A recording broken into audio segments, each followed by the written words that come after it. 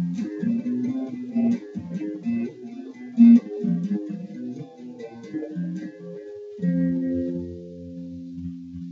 there, and welcome to the Paula Fiscal Show. Our special guest today is Carol Ruth Silver. You may recognize her name as she has been a supervisor in San Francisco in the 70s and 80s. Carol Ruth has recently published her first book. The name of the book is The Rider Diary Smuggled Notes from Parchman Prison. Carol Ruth, would you tell us a little bit about the book launch that was held in San Francisco last season? Sure. I'd be delighted. I published this book in 2014, though it was originally written in 1961, when just after I got out of prison as a freedom rider. And for all those years, it sat in various manuscript forms in the bottom of a storage locker at my mother's house in Los Angeles.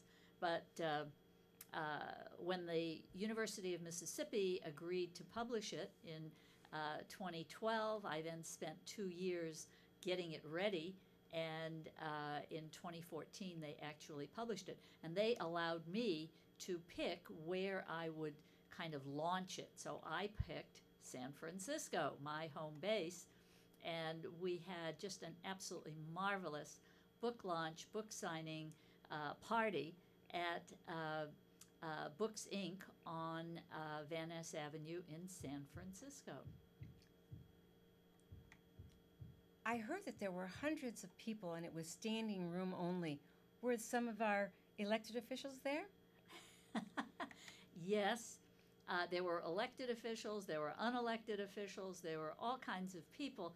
I don't think there were hundreds, maybe 100 of my of my closest friends. Jeff Adachi was there, and a whole bunch of other people that I have worked with over many, many years. But basically, it was a look backward in time. It was a look back to the Freedom Rides of 1961.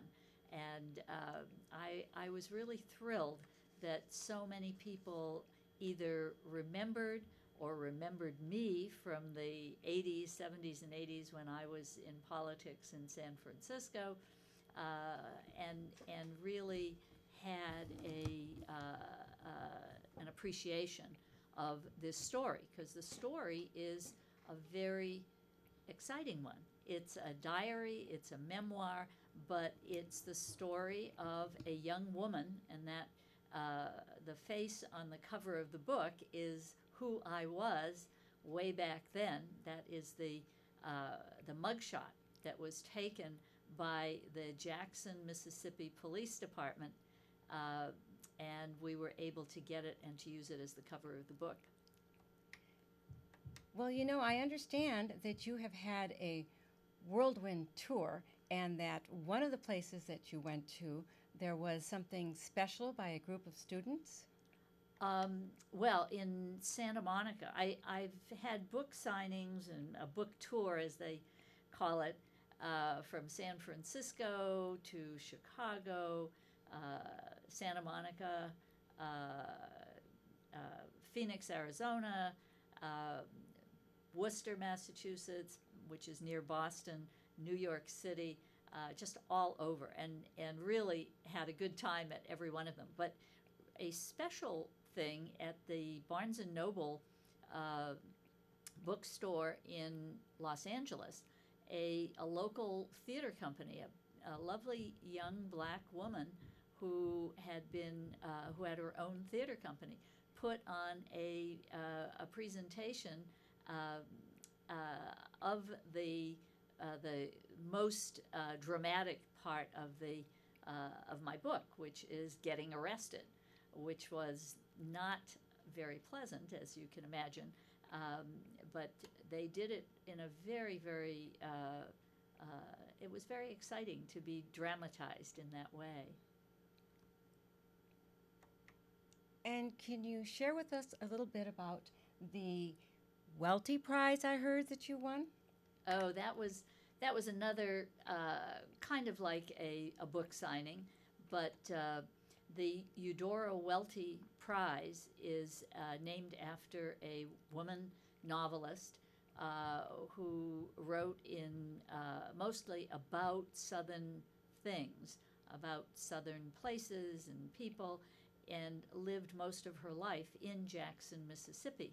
So one of the universities in Jackson named a literary prize for her and awards it to the book each year that they think, I guess, is the best book that is published in that genre. So, because my book was mostly set in Jackson or in Parchman Penitentiary, which is near Jackson, they somebody nominated it, and then they chose it, and I was able to, they sent me to Mississippi, and I was able to give a speech and receive the award, and it was very exciting, actually. Well, it sounds like you were having a lot of fun and have continued to have fun like this because you have more book signings coming in. But I also recall that you also attended the big festival in Tampa. Could you tell us a little bit about that? Well, books are. Uh, 2 decades ago, we began when computers came in. We all said, "Well, books are going to just die out. People will read books on their computers. They won't. Read books anymore in the traditional way." That has not happened, and in fact, there are book festivals that happen all over the United States. And in San Francisco, there's an absolutely stunning one called Litquake, which is coming up in October of the year. And these book festivals attract thousands of people, people who like to read books and who treat new authors almost like rock stars, asking for their autograph and just making them feel good. So Tampa was just exactly like that. I went together with Ray Arsenault, who is the historian, the most prominent historian of the civil rights movement, or of the Freedom Riders portion of the civil rights movement. He spent about 13 years researching his book called The Freedom Rides, which was then made into a PBS movie and played all over the country. So that was really delightful to be able to have Ray as a host and to be in his backyard, which is Tampa. Well, then, to get back to the book, The Freedom Rider Diary, isn't it true that Ray actually wrote the foreword? Yes, Ray Arsenault, who is this foremost historian of the period, is a very, very good writer. He actually trained at Brandeis University in English, not in history, and his English writing is really spectacular. He integrates into his history. It's about a 650-page history, very, very detailed, but he integrates all of the news of the day. He integrated into the story of my being in jail in Mississippi in 1961. What was going on in the world at that time? Why was the Attorney General of the United States, for example, trying to suppress the Freedom Rides, even though Bobby Kennedy was a big supporter of integration and of stopping segregation? The reason was because Nikita Khrushchev was threatening to put nuclear weapons on the island of Cuba. And in terms of diplomatic problems. This was a major problem for the President of the United States trying to stop this Russian initiative. So the Washington types were all looking abroad, and we were demanding that they look at the internal problems of America. And so this was a very important thing, and Ray managed to make that all clear in his very excellent full-blown history, which is summarized as an introduction to my book. And you also had a couple of other collaborators with you on this book. Can you tell us about the other collaborators? You know, nothing is ever, nobody works alone. And particularly in producing a book or a movie or something like that, you have lots of people who contribute. So I turned to two old friends. One, a freedom rider, Claude Liggins, a black American freedom rider who was just had many of the same experiences, although on the men's side of the jails and prisons, while I was on the women's side, and at just about the same period of time in June, July, and August of 1961. But then I also turned to Cherie A. Gaines, who is a black American lawyer who did not go down to the Freedom Rides, and she spends some time in her afterward in the book, kind of saying why she didn't go and why she thought I was crazy to go as a freedom rider. And you know, it's a very interesting perspective. Can we get back to Claude a little bit more? I understand that Claude actually put together the photo insert for your book. Right. We talked. I talked to him. I talked to a lot of people about finding an appropriate set of photographs that would give the flavor of the era. And he was kind enough to, I guess he kind of made friends with the lady who was the archivist of the archives of the state of Mississippi in Jackson. And we were all, he and I and all the other freedom riders were in Jackson for the 50th anniversary celebration, and we all went to see what the archives had. And he made friends with one of the people there who then went way out of her way to find appropriate photos, and we got some really great shots, including a still photo taken from a video photo of me being arrested.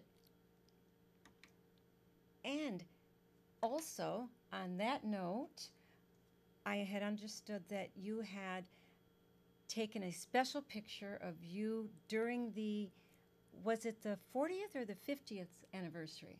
During the 50th anniversary.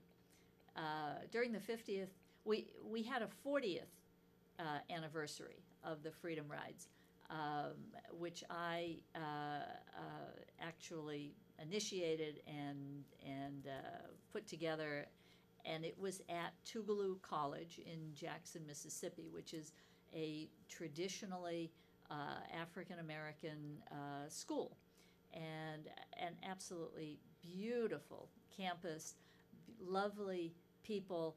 And when we were there for the 40th anniversary, it was already clear that Mississippi had rejoined the rest of the Union. We were treated very, very well by the local population. And then 10 years later, when we came back for the 50th anniversary, the governor gave us a breakfast at his mansion, and we had the real thrill of meeting some of the high officials of the state of Mississippi. And how about giving us a little bit more information on the foundation that you have? Oh, yeah. Well, as part of how we put on the 40th reunion, we created a 501c3 foundation that collected money for that purpose. And then over the next 10 years, we didn't do very much with it. But when the 50th anniversary rolled around, and particularly when my book was published, I used the foundation as the mechanism for doing something for freedom riders who have fallen on hard times. You know, Mississippi is not a loving place for older African American guys who may not have had a college education, may not have had a substantially successful career, and there are a lot of guys like that. So we wanted to make contributions to freedom riders in Mississippi who needed money, particularly for dental work, because Medicare doesn't cover that and so forth. So we gathered money, took donations, and we also made a deal with Barnes & Noble that anytime somebody bought a book through Barnes & Noble, a certain percentage would go to the Freedom Riders Foundation, and I donated all my royalties from the first period, from the launch, and we were able to make, not a huge amount of money, but significant contributions to a bunch of freedom riders in Mississippi. And can you tell us a little bit about the actual numbers of people and what their ethnic breakdowns were? Well, I did not know until Oprah Winfrey was able to find all the living freedom riders for the 50th anniversary. When we did the 40th anniversary, we got as many as we could, but we didn't have the kind of resources that Oprah did. And by the time we were done, we had identified 435 actual freedom riders who went to Mississippi or who were jailed between around May and November of 1961. And of those 435, about half were African American and half were not. And of the Anglos, of the non-African Americans, about half were Jewish, which was a matter of great surprise to me and to, I think, everybody else when we got those statistics.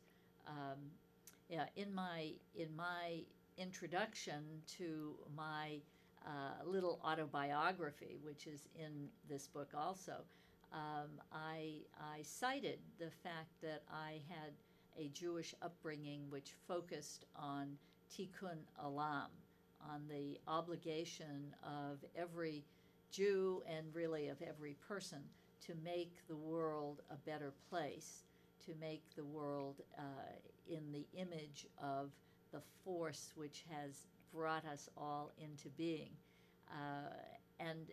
And that was a very important part of my upbringing, and I think that it is one of the reasons, because that was a Jewish tradition, one of the reasons why so many Jewish kids joined the Freedom Rides and joined the Civil Rights Movement over the years.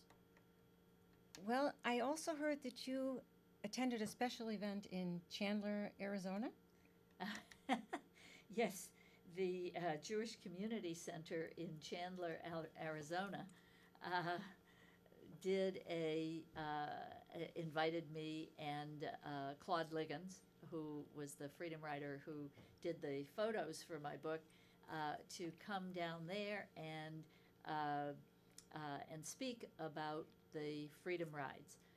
They were exceedingly gracious and had the largest audience of any of these kind of events. I've spoken to high schools, I've spoken to middle schools, I've spoken to bookstore groups, the Gray Panthers, all kinds of people. but this was the largest group. We were in an auditorium that sat 1,900 people, and every seat was filled. I felt very, very, very gratified. So let's get back to the book, of course, and give us a little bit more information on Cherie. Well, that's very, yes. Cherie Gaines was a civil rights lawyer who was hired to start the poverty program, legal services program in Oakland, California, and when that program first started. It started with a Ford Foundation grant, and then the next year, when OEO Legal Services was created, she stayed, and I was added to the staff. I opened the Fruitvale office of the Alameda County Legal Aid Society. She was in the Western Addition office. And Cherie is one of those people who is a big package, a big voice in a small package. I don't know that she's 5 foot tall, maybe so, but barely. And yet she had a huge shadow in the courts and among the community in Oakland for many, many years. She was a tremendously strong litigator, and she was my good friend. The funny story is, when I was hired, she had already been working there for a year. And as people do, people would come up and whisper to me, now watch out, Cherie Gaines is already the queen of legal services, and you're going to try to challenge her because you're also a legal services lawyer with a big reputation. So I said, I think I better get this straight right away. And I picked up the phone, I called Cherie, and she said basically the same thing. I hear you're coming in to challenge me. Let's get together and have a cup of coffee. She doesn't drink coffee, but anyway, let's get together and talk about this. And we did. We became fast friends. We are still friends. I visited her a couple of months ago in Panama, where she has retired, and it was great. And her essay, what she calls an afterword in my book, is basically about two things. Number one, what it was like to be an African American in an era of segregation and discrimination, and how the hurts that people who were African American had to suffer, sometimes not even people who were white just not even knowingly doing something that was hurtful.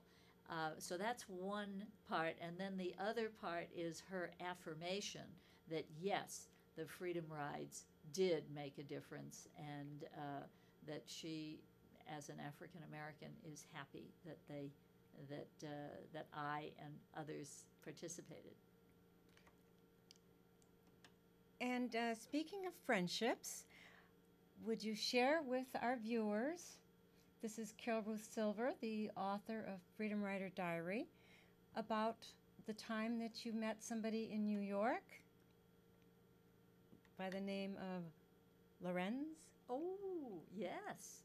Lorenz Grant is a TV producer, and I met her first as the producer-director of, is that her picture up on the screen? There's Lorenz in New York at the book launch in New York.